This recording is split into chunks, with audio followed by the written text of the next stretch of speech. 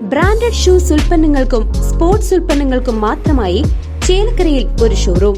Anna shoes and sports, Canara ബാങ്കിന് മുൻവശം, Chelakkara. Voting സമയം കഴിഞ്ഞിട്ടും പലയിടത്തും പോളിംഗിനുള്ള നീണ്ട നിര. വോട്ട് ചെയ്യുന്നതിനായുള്ള സമയം കഴിഞ്ഞിട്ടും ജനങ്ങളുടെ നീണ്ട ക്യൂ ആണ് ചേലക്കര, പാഞ്ഞാൾ, പുലാക്കോട് തുടങ്ങി മറ്റു ബൂത്തുകളിലെല്ലാം അനുഭവപ്പെട്ടത്.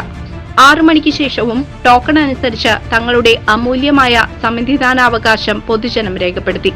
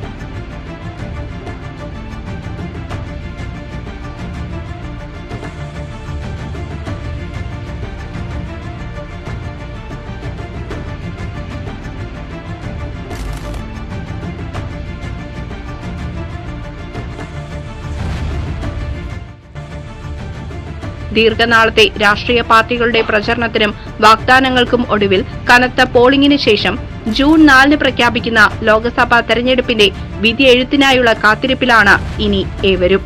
News desk CCV.